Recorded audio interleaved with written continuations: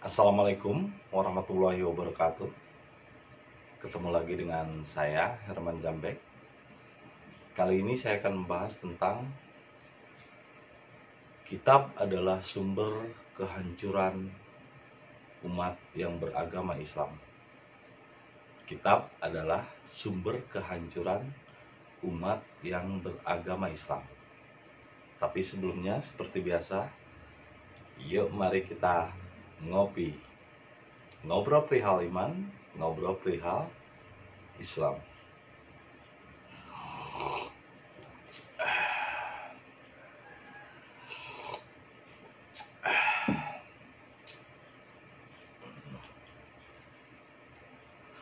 Bagi umat Islam, beragama Islam, bukan umat Islam ya, umat yang beragama Islam, mungkin kebenaran dan kenyataan itu akan menjadi pahit untuk diterima, karena memang kebenaran itu pahit, dan saya pun menyampaikannya pahit karena obat itu pahit. Jarang sekali ada obat yang manis.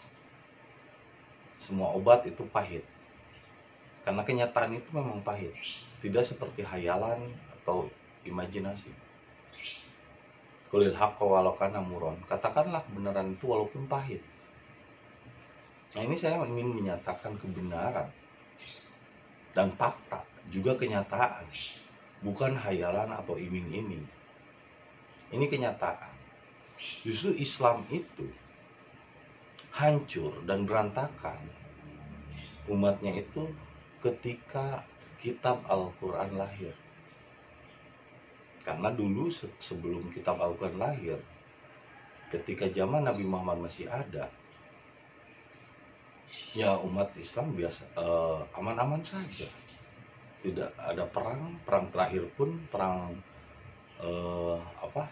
yang paling besar itu malah Nabi Muhammad menghentikan. Setelah perang Badar ini tidak ada lagi jihad yang lebih besar kecuali jihad melawan nafsu sendiri. Jihad bi anfusihim, jihad melawan nafsu. Tidak berjihad melawan orang lain. Tidak berjihad memerangi pemikiran-pemikiran orang lain. Tidak berjihad untuk membunuh orang lain.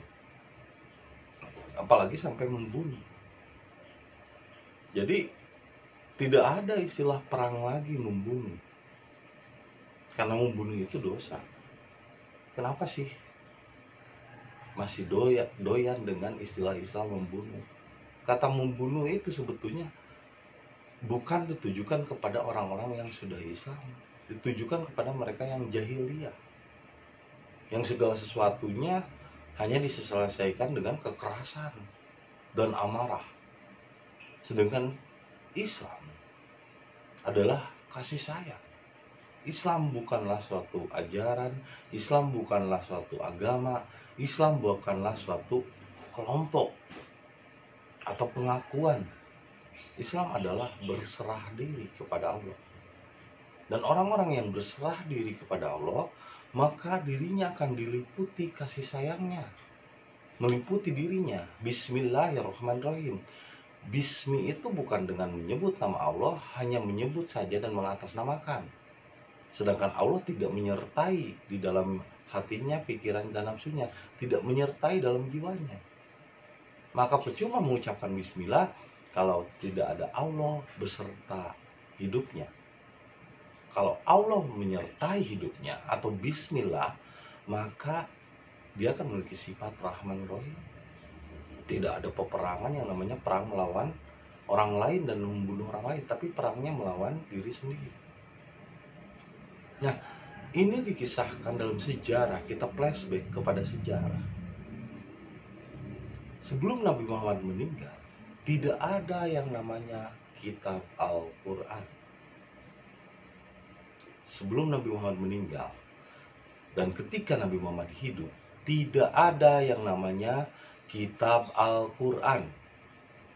Harus diingat lagi, sebelum Nabi Muhammad meninggal dan ketika Nabi Muhammad hidup, tidak ada yang namanya kitab Al-Quran. Diulangi lagi, sebelum Nabi Muhammad meninggal dan ketika Nabi Muhammad hidup, dari lahir sampai meninggal, tidak ada yang namanya kitab Al-Quran. Dan Nabi Muhammad tidak pernah menulis kitab Al-Quran. Nabi Muhammad menyampaikan wahyu itu melalui getaran rasa, wajilat qulubuhum, yang menggetarkan hati, lalu keluar dalam tingkah laku dan perbuatan yang mencontohkan, tidak dalam ucapan-ucapan. Kalaupun ucapan-ucapan itu hanya pendek. Jadi tidak ada yang namanya kitab Al-Quran atau Allah berkata-kata melalui kitab. Nabi Muhammad tidak pernah menulis kitab. Sehingga ketika Anda masih meyakini kitab itu sebagai kalamullah atau kata-kata Allah, itu sebuah fitnah kepada Nabi Muhammad dan fitnah kepada Allah. Masa Allah berkata-kata? Kalaupun Allah berkata-kata, kenapa bunyi intonasi di dalam surat Al-Fatihah dikatakan ihdinas syiratal mustaqim, yang artinya tunjuki kami ke jalan yang lurus. Kalau itu sebagai kata-kata Allah, masa Allah meminta manusia untuk menunjukinya? Kata Allah, tunjuki aku ke jalan yang lurus, tunjuki kami ke jalan lurus. Lah, berarti Allahnya tersesat dong. Kalau itu kata-kata Allah, yang jelas itu bukan kata-kata Allah. Itu adalah kata-kata yang dibuat manusia yang memohon perlindungan kepada Allah, yang memohon petunjuk. Jelas berarti bukan kata-kata Allah, bukan kalamullah, itu kalamunas yang mengatasnamakan Allah. Jadi bismillah sekarang diartikan dengan nama Allah, mengatasnamakan saja, tapi bukan kalamullah, bukan kalamur Rasul juga. Sehingga banyak akhirnya kejanggalan-kejanggalan terjadi dan perdebatan-perdebatan terjadi hanya karena orang Islam di zaman sekarang masih percaya kitab. Padahal Rasul pun melarang umatnya untuk menjadi ahli kitab. Bahkan dinyatakan ahli kitab itu kufur. Lam yakunil ladina kafaru min ahli kitab. Bukan hanya ahli kitab Injil ataupun Taurat, tapi ahli kitab Al-Quran juga. Kalau Anda meyakini itu sebagai kalamullah, berarti Anda telah menghinakan Allah itu sendiri dan menghinakan Nabi. Dan anehnya, janggalnya, kenapa ditulis di kitab juga seperti peristiwa Isra Miraj itu, Nabi Muhammad Isra Miraj diperjalankan dari Masjidil Aqsa ke dari Masjidil Haram ke Masjidil Aqsa. Ini hingga imajinasi pikiran orang-orang yang beragama Islam ini jadi tidak logis. Karena apa? Karena Masjidil Haram dengan Masjidil Aqsa itu belum ada. Tahun 621 Masehi itu nggak ada yang namanya Masjidil Aqsa. Di Yerusalem itu nggak ada yang namanya Masjidil Aqsa. Ada juga Baitul Sulaiman, disebutnya juga Wil Sulaiman, bukan Masjidil Aqsa. Masjidil Aqsa dibangun tahun sekitar 700-an atau 670-an atau 700-an oleh waktu itu setelah Perang Sarim, setelah Nabi Muhammad nggak ada, barulah dibangun Masjidil Aqsa. Lah bagaimana diceritakan, dikisahkan di dalam Al-Quran, diperjalankan dari Masjidil Haram ke Masjidil Aqsa. Lah Masjidil Aqsa-nya nggak ada, tahun 620 belum ada Masjidil Aqsa, itu cuman tempat rata dan tempat sampah, karena waktu itu dihancurkan. Dan bagaimana dikatakan itu masjid? Karena masjid itu tidak ada sahabat itu. Sebetulnya udah ada yang namanya kuil-kuil ataupun tempat-tempat ibadah ataupun gereja. Tapi yang namanya masjid di Yerusalem nggak ada waktu itu. Jadi yang dimaksud dengan perjalanan Isra Miraj Nabi Muhammad dari Masjidil Haram ke Masjidil Aqsa bukan dalam artian fisik di luar diri, bukan. Itu perjalanan. Masjidil Haram itu nafsu, yaitu Baitul Makmur, Baitul Muqaddas, Masjidil Aqsa. Ini Masjid Al-Makmur, ini Masjid Al-Aqsa hati. Dan Baitul Haram di bawahnya, di bawah perut, Masjidil Haram. Nah ini Baitul Aqsa, Baitul Aqsa itu ini Masjid Al-Aqsa, bukan dalam artian di luar fisik. Perjalanan Nabi Muhammad itu adalah dari nafsu naik lagi ke hati, dari pikiran, nafsu, terus ke hati, terus ke jiwa. Bukan dalam arti perjalanan di luar diri, keluar. Makanya barang siapa yang mencari Tuhan keluar dirinya, murtad. Jadi pengertian murtad sekarang pun keluar dari agama, ya nggak masalah kalau keluar dari agama, bro. Kalau Anda tidak berani keluar dari agama, justru Anda tidak akan pernah Islam sampai kapanpun. Karena Islam bukan agama. Tapi kalau Anda keluar dari diri, itu jelas murtad. Karena Islam tidak pernah mengajarkan untuk keluar dari diri. Hanya orang-orang bodoh yang mencari kebahagiaan di dalam diri, tapi yang mencari keterangan di luar dirinya. Jadi ketika misalnya kita masih mempercayai ayat-ayat kitab-kitab yang sebetulnya ditulis oleh manusia, oleh orang-orang setelah Nabi wafat, itu adalah kebodohan dan penistaan kepada Allah dan penistaan kepada Nabi Muhammad. Itu sangat menghinakan Nabi Muhammad. Karena Nabi Muhammad tidak Isra Mi'raj dari Masjidil Aqsa ke dari Masjidil Haram ke Masjidil Aqsa di Yerusalem, nggak ada. Karena waktu itu nggak ada Masjidil Aqsa di Yerusalem tahun 621 itu. Maksud dari perjalanan itu bukan perjalanan fisik, tapi perjalanan ruhani. Nah, sehingga dengan adanya keterangan kitab ini, umat Islam jadi bodoh sekali gitu. Akhirnya kita menganggap Isra Mi'raj itu perjalanan fisik. Sebetulnya tidak ada perjalanan fisik, adanya juga perjalanan spiritual, perjalanan rohani. Dan kenapa wahyu diturunkan di gua, bukan di masjid? Memangnya waktu itu sebelum Nabi Muhammad lahir memang nggak ada masjid? Sudah ada kuil-kuil itu. Kan Ka'bah juga udah ada, sholat juga udah ada.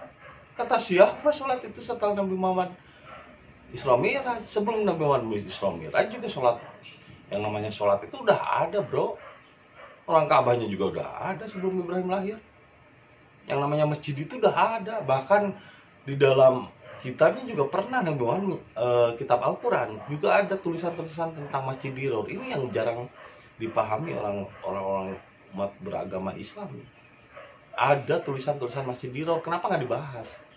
Masjid Diror itu adalah sebetulnya kuil-kuil di zaman dulu yang dilarang untuk dimasuki oleh orang-orang yang beragama Islam. Bukan agama sih, orang-orang Islam yang mengikuti Nabi Muhammad, karena di tempat tersebut hanya dijadikan fitnah, hanya dijadikan tempat untuk menghasut, tempat untuk orang menjadi dengki, tempat orang-orang berkumpul, orang-orang munafik, disebutnya Masjid Diror. Nah, sebelum Nabi Muhammad lahir juga udah ada tempat-tempat itu, cuman diberi nama masjid itu setelah Islam kafah. Sebelumnya udah ada tempat-tempat itu, disebutnya kuil. Seperti misalnya di Yerusalem sebetulnya udah ada, tapi tidak disebut masjid, disebutnya kuil. Hanya dinamailah setelah Islam menang waktu itu Futuh Mekah, dinamailah masjid, yang artinya dari bahasa Arab tempat untuk sujud.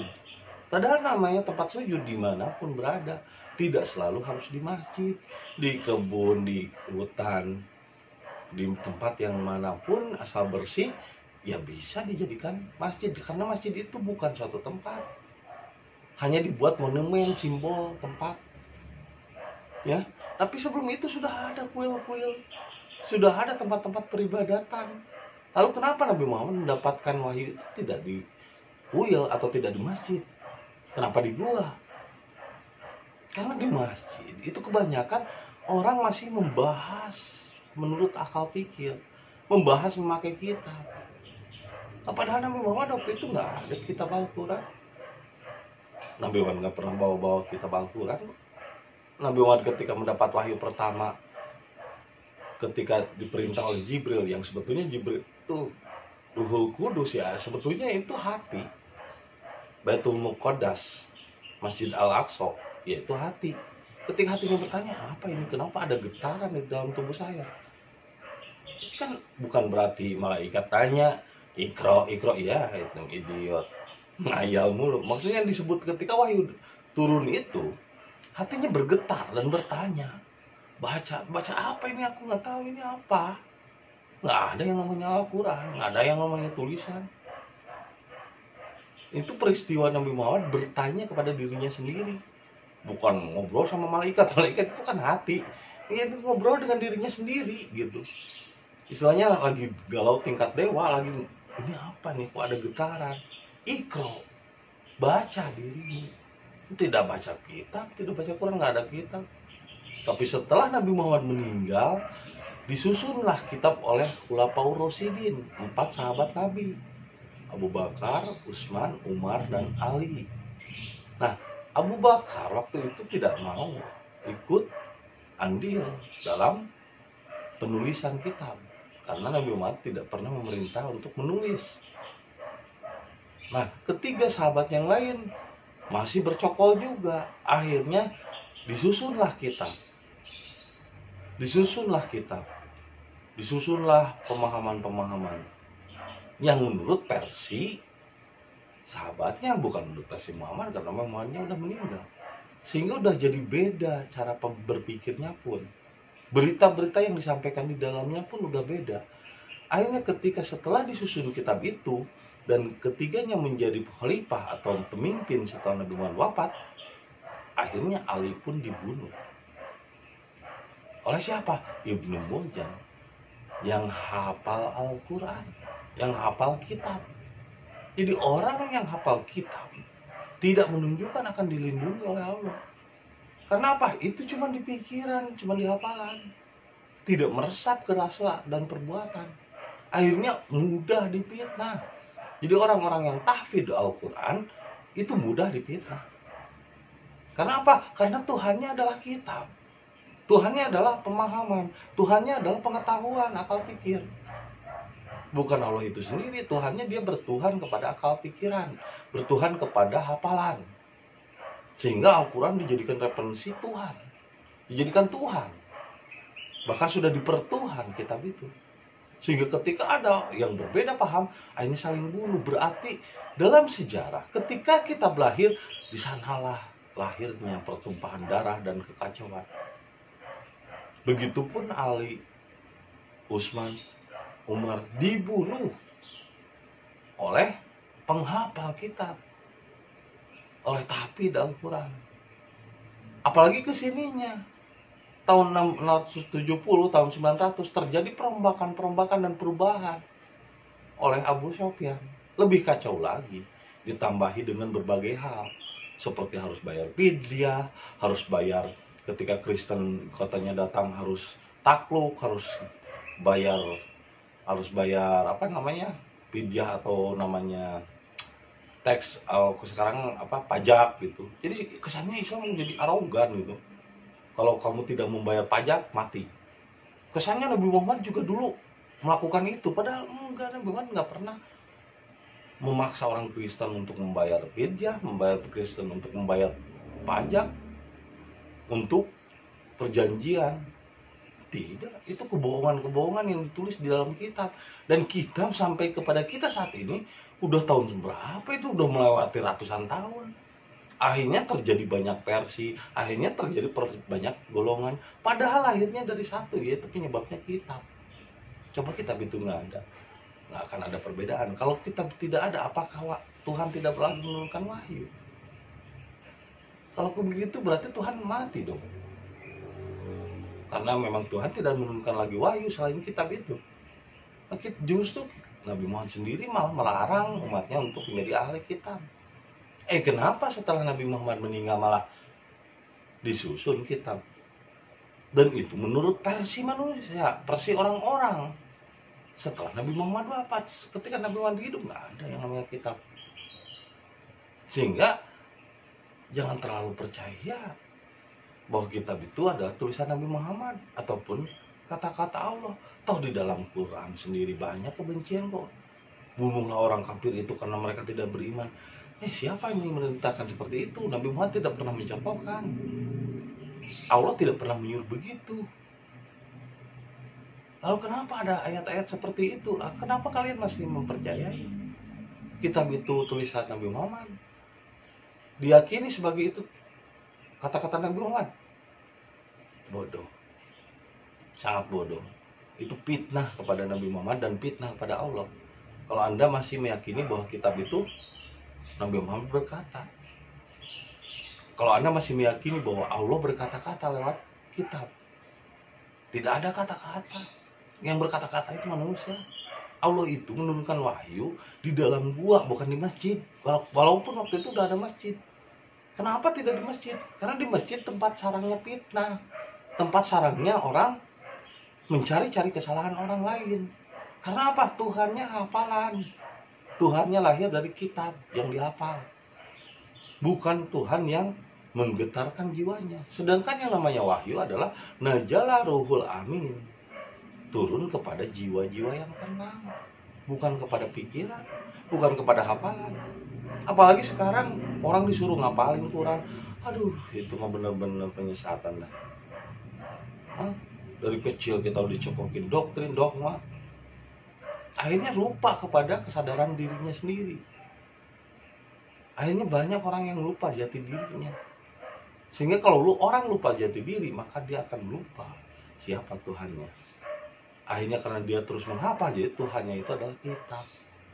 Padahal Nabi tidak pernah menulis dan Allah tidak pernah berkata-kata.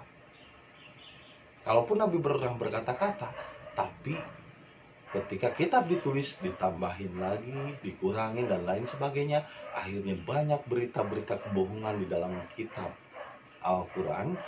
Akhirnya diseranglah oleh orang-orang yang di luar agama Islam bahwa Nabi Muhammad pembohong. Padahal Nabi Muhammad sangat jujur. Yang bohong itu adalah kitab. Dan kenapa kalian masih percaya kitab? Nabi Muhammad tidak pernah menulis kitab.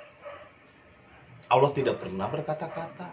Lalu kenapa kebohongan dipercaya, diyakini? Sama seperti ketika seseorang, di kebun itu banyak ikan lele sama ikan cana, ayo kita mancing di sana. Akhirnya orang-orang pada berkerumun, 5 orang, 10 orang, karena iman untuk mancing di kebun. Iman saja tidak cukup, bro. Anda harus punya logika. Ini kebenaran itu pahit. Meskipun dikatakan kebun itu banyak ikan lelenya, jangan dulu percaya sebelum Anda sendiri membuktikan fakta-fakta dan kenyataan-kenyataan. Karena kenyataannya setelah kita lahir, disitulah terjadi banyak pembunuhan dan kekacauan, dan Islam pun menjadi pecah belah. Akhirnya orang-orang Islam yang zaman sekarang hanya bergerumul, hanya bertengkar masalah politik, kekuasaan dan lain sebagainya. Akhirnya saling beradu dan terjadi pecah banyak golongan setelah kitab lahir. Sebelum kitab nggak ada. Bahkan Nabi Muhammad itu menyatukan semua golongan, 360 golongan, 360 yang tadinya 360 penyembah berhala, patung, disatukan, digabungkan menjadi rukun. Tapi setelah Nabi Muhammad meninggal, kitab lahir, Islam pun menjadi pecah, menjadi banyak golongan. Berarti jelas kitab menjadi sumber kekacauan di dalam agama Islam. Karena kitab itu tidak sepenuhnya dan murni kata-kata Nabi Muhammad. Apalagi menyatakan kata-kata Allah. Kalau Allah nggak berkata-kata, kalau Nabi Muhammad mungkin berkata-kata. Ibaratnya kayak gini lah, pernah saya jelaskan. Kitab itu ibaratnya segelas kopi ini. Dan ketika Nabi Muhammad meninggal, lalu orang-orang setelah Nabi Muhammad meninggal punya kepentingan untuk mengatasnamakan Allah, mengatasnamakan Nabi Muhammad di dalam kitab, dan ditambahilah racun sianida ke dalamnya. Meskipun sebagian dari kata-kata di dalam kitab itu benar, pernah dikatakan oleh Nabi Muhammad, tapi ketika dicampur oleh kepentingan-kepentingan orang-orang setelah Nabi Muhammad meninggal, kepentingan politik, kepentingan Abu Sufyan yang ingin berkuasa dan menguasai dunia, akhirnya kopi dicampur sianida. Silahkan Anda minum, dan jelas itu akan menjadi racun bagi tubuh Anda. Sehingga sebetulnya percaya kepada kitab sama dengan menghinakan Nabi dan menghinakan Allah. Karena Tuhan tidak pernah menulis, karena Nabi tidak pernah menulis. Nah, itu dituliskan oleh orang-orang setelah Nabi Muhammad wafat. Walaupun benar, sebagiannya ada yang ditulis, yang dikatakan oleh Nabi Muhammad. Tapi yang namanya ditulis setelah manusia meninggal itu sama dengan kopi dimasukin racun sianida. Dan itu akan menjadi racun bagi umat Islam yang ada di zaman sekarang. Kalau saya sih minumnya kopi yang murni, tidak dicampur sianida. Ya, jadi tetap sehat. Coba Anda rasakan bagaimana kopi yang sudah dicampur racun sianida. Makanya akhirnya terjadilah kematian logika bagi umat-umat Islam yang ada di zaman sekarang, karena mereka terlalu percaya pada kitab. Dan tanpa sadar sebetulnya Tuhan mereka bukanlah Allah, tapi Tuhan mereka adalah kitab. Makanya kenapa Nabi Muhammad mendapatkan wahyu di Gua Hira, bukan di masjid. Padahal waktu itu mungkin sudah banyak masjid di Mekah dan di Madinah. Walaupun sebutannya belum masjid atau kuil, disebutnya oleh Nabi Muhammad Masjid Dirot, tempat yang berbahaya, yang dimana tempat tersebut banyak fitnah yang dilakukan oleh ahli-ahli kitab. Janganlah kalian menjadi ahli kitab. Ya, jadilah orang-orang yang senantiasa Islam kepada Allah atau berserah kepada Allah, berserah dirilah kepada Allah. Allah meliputi diri kok, tidak di luar. Kalau kita mencari Tuhan keluar diri, itulah murtad yang sungguhnya. Murtad itu bukan keluar dari agama Islam, bodoh amat orang dengan aturan agama Islam. Break the rule, then you know the rule. Hancurkan aturan, maka kamu akan tahu aturan yang sesungguhnya untuk dirimu. Jadi kalau kalian masih terikat aturan, maka ini seperti kuda yang terikat dan diikat ke bangku plastik. Dia tidak bisa berdiri sendiri. Atau seperti kerbau yang diikat dan dituntun sama anak kecil. Itu adalah kebodohan, karena masih terikat oleh aturan. Break the rule, then you will know the truth of your rule. Hancurkan aturan-aturan, hancurkan ikatan atau akidah-akidah yang membuatmu terikat seperti kambing, seperti kerbau, seperti kuda. Jadilah manusia. Break the rule. Kurbankanlah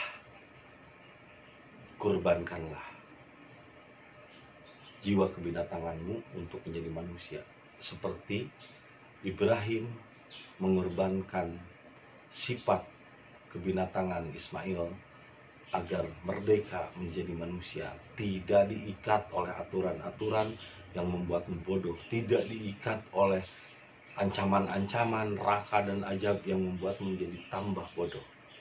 Jadilah Islam yang merdeka, berserah diri tanpa syarat, tanpa aturan ini itu.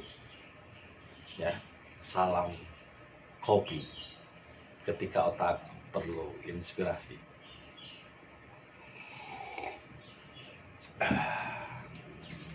Sampurasun, sampai ketemu lagi di video-video berikutnya, dan terima kasih atas kesetiaannya menonton video saya. Assalamualaikum warahmatullahi wabarakatuh.